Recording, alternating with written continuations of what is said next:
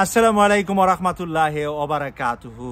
দেশের শীর্ষ সংবাদ মাধ্যমের সম্পাদকরা আজকে বৈঠক করেছেন প্রধান উপদেষ্টা ডক্টর মোহাম্মদ ইউনূস স্যারের সাথে। সেই বৈঠকে তারা যে আলাপ করেছেন, মানব জমিন পত্রিকা যেভাবে এসেছে, আপনাদেরকে মানব জমিন থেকে আমি নিউজটা একটু তুলে ধরছি। অন্তত 2 থেকে 3 বছর অন্তর্বর্তী সরকারের মেয়াদ চান সম্পাদকেরা, পেশ সচিবের ব্রিফিংয়ে উঠে এসেছে। আমরা পেশ সচিবের ব্রিফিংয়ে যেই জিনিসগুলো পেয়েছি আপনাদের সামনে তুলে ধরছি এক এক করে। দেশের শীর্ষস্থানীয় মুদ্রিত সংবাদপত্রের সম্পাদকরা বর্তমান অন্তর্বর্তীকালীন সরকারের অন্তত 2 থেকে 3 বছরের দায়িত্ব পালনের পক্ষে মত দিয়েছেন বলে জানিয়েছেন প্রধান উপদেষ্টার প্রেস সচিব শফিকুল আলম। তিনি বলেন, সম্পাদকদের বেশিরভাগই বলেছেন যেসব এজেন্ডা বাস্তবায়ন বা যে কাজ অন্তর্বর্তী সরকার করবে সেই কাজগুলা আসলে নির্ধারণ করবে এই সরকারের মেয়াদকাল কতদিন হওয়া দরকার। মঙ্গলবার রাষ্ট্রীয় অতিথি ভবন যমুনায় দেশের বিশিষ্ট সাংবাদিকদের মধ্যে 20 জন সম্পাদক প্রধান উপদেষ্টা মোহাম্মদ ইউনূসের সঙ্গে মত বিনিময় করেন। পরে ফরেন সার্ভিস একাডেমিতে সাংবাদিকদের ব্রিফ করেন পেশ সচিব। এ সময় শফিকুল আলম আরও বলেন, বিভিন্ন রকম কথা এসেছে, সর্বনিম্ন যে সময়টা এসেছে 2 বছর, যাতে এই অন্তর্বর্তীকালীন সরকারের মেয়াদ হয়। অনেকে আবার 2 থেকে 3 বছরের কথা বলেছেন। অনেক কথা এসেছে, সংবিধান সংশোধন, সংবিধানে নতুন করে লেখা, আইন কমিশন, সংবিধান কমিশন, মিডিয়া কমিশন, পুলিশের জন্য কমিশন, পুলিশ কীভাবে আরও কার্যকরভাবে কাজ চালানো যায়, নির্বাচন কমিশন সংস্কারের কথা এসেছে, এই নির্বাচন কমিশনারদেরকে পরিবর্তন সহ বিভিন্ন বিষয়ে পরামর্শ এসেছে। প্রিয় দর্শক, আমি আশা করছি আপনাদের মনের সবগুলা কথাই আজকে উঠে এসেছে আমাদের সম্পাদকদের মাধ্যমে। দেশের সিনিয়র 20 জন সম্পাদক যুক্ত হয়েছিলেন আজকে আমাদের প্রধান উপদেষ্টার সাথে বৈঠকে।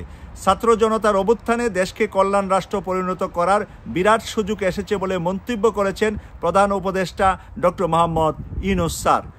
তিনি বলেছেন, এটা একান্ত মস্ত বড় সুযোগ বাংলাদেশের জন্য, আমাদের সবার জন্য, রাষ্ট্র মেরামত করার জন্য, বাংলাদেশকে নতুন শিখরে নেওয়ার জন্য, যা ছাত্র জনতার অভ্যুত্থানে আমাদেরকে দিয়েছে, এই সুযোগটা কাজে লাগাতে হবে। প্রিয় দর্শক, ছাত্র জনতার অভ্যুত্থানকে আবারও শ্রদ্ধা জানিয়ে উনি বলেছেন তাদের অবদানটাকে কাজে লাগাতে হবে। আর এই কাজে লাগানোর জন্য বাংলাদেশের যে পুরানো রাজনৈতিক সংস্কৃতি আছে, ওই পুরানো রাজনৈতিক সংস্কৃতি থেকে বের হয়ে এসে নতুনভাবে বাংলাদেশটাকে সাজাতে হবে। নতুন বাংলাদেশ আমাদেরকে দেখতে হবে। ছাত্র সমাজের এক সাগর রক্তের বিনিময়ে আমরা পেয়েছি নতুন বাংলাদেশ। আর নতুন বাংলাদেশ যারা চান এবং সম্পাদকরা যে প্রস্তাবটা করেছেন 2 থেকে 3 বছর, যারা এই কথার সাথে একমত তারা হা লিখবেন, যাদের দ্বিমত আছে না লিখবেন, অথবা পরামর্শমূলক কমেন্টস লিখবেন। আপনাদের কমেন্টসকে আমি শ্রদ্ধা করি এবং আমি আপনাদের কমেন্টসগুলো পড়ার চেষ্টা করি। প্রিয় দর্শক, আজকে আমরা যেই ফসলটা ঘরে আনলাম, এতদিন আমাদের এই আন্দোলন সংগ্রামে 15.5 বছর যাবৎ যে আন্দোলন সংগ্রাম আমরা করেছি, এর ফসলটা নষ্ট করতে কিন্তু কেউ চাচ্ছেন না। সবাই দেশটাকে ভালোবাসতে চাচ্ছেন, দেশপ্রেমী হিসাবে সবাই এখন কথা বলছেন।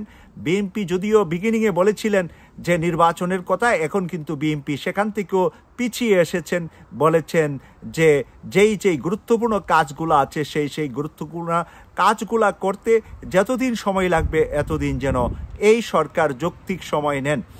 জামাতও বলেছিলেন যে এই সরকার যতদিন দরকার এতদিন থাকবে, এবং পাশাপাশি জামাতের আমির ডাক্তার শফিকুর রহমান বলছেন যে একটা যৌক্তিক সময়ের ভিতরেই তারা এই কাজগুলা সম্পূর্ণ করে আমাদেরকে একটি সবুজ বাংলাদেশ দিয়ে আর সেখানে নির্বাচনের ব্যবস্থা করে দিবেন। যারা নির্বাচিত হবে তারা সংসদ পরিচালনা করবে, যারা দ্বিতীয় হবে তারা বিরোধী দলে থাকবে। এখানে কারো প্রতি কোনো বৈষম্য, কারো সাথে কোনো অন্যায় এবং কারো প্রতি কোনো জুলুম যেন না হয়। প্রিয় দর্শক, আজকের এই 2 থেকে 3 বছরের জন্য থাকার যে প্রস্তাবটা সম্পাদকরা করেছেন, সেই প্রস্তাবটা নিয়ে আপনাদের মন্তব্য দেখব, এই প্রত্যাশা রাখছি। আমি সৈয়দ মাসুক, লন্ডন থেকে। আল্লাহ হাফেজ।